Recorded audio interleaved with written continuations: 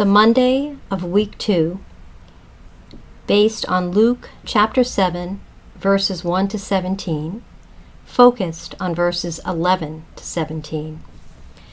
Not long afterwards, Jesus went to a town called Nain. His disciples went with him, and so did a large crowd. As he got near to the gate of the city, a young man was being carried out dead.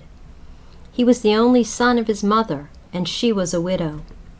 There was a substantial crowd of the townspeople with her. When the master saw her, he was very sorry for her. "Don't cry," he said to her. Then he went up and touched the bier, and the people carrying it stood still.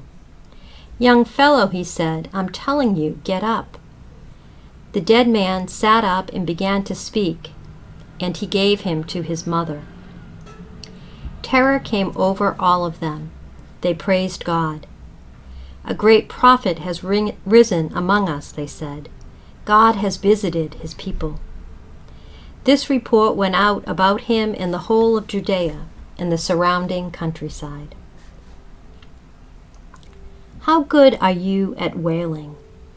In many countries in the world to this day, people attending funerals, especially the women, are expected to weep and wail and make as much noise as they can. Most people in the West don't do that kind of mourning. But supposing you're there in the crowd that day at Nain. The dead man was the last best hope of his mother. In the days before Social Security benefits and before most women could earn a living wage all by themselves, a widow depended on her son to look after her. And now he's gone. The whole village has turned out to grieve with her, to help her express in that heart-rending fashion the sorrow and fear that now seem to wrap themselves round her and cling to her like a cold, wet cloak. As you are walking slowly along to the burial place outside the city, you're aware of a change in the mood over the other side of the crowd.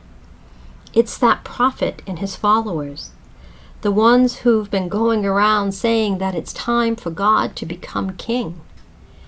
Not sure we want folk like that around here, and this is hardly the moment for a political rally. But what's he doing? He's coming up to the dead man. What's he going to do now? He should know you can't touch dead bodies. It'll make him unclean. Surely he knows that. And then it happens. Jesus doesn't just touch the dead man. He speaks to him, tells him in no uncertain terms to get up, like a parent telling a sulky child it's time to wake up and get off to school. What does he think he's doing? And then, terror, amazement, fear, tingles down the spine. The funeral wailing stops in its tracks and changes to the sort of celebration noises people make at a wedding. He's alive. He's getting up. Jesus is smiling and laughing and handing him to his mother. She can't believe it. She doesn't know whether to laugh or cry or faint. She just hugs her son and then hugs Jesus, and it's laughter and hugs all round, while the procession disperses with more of a buzz than 50 beehives put together. What's happening? God has come to rescue his people. God has raised up a prophet. It's all true. God is becoming king. But then Jesus, making his way back through the crowds, stops beside you. You half wanted this, but were half afraid of it too. What's he going to say? Today, pause and think and listen. He has a particular word for you today. You can turn away if you like and pretend he isn't talking to you, but you might be far better listening to what he says.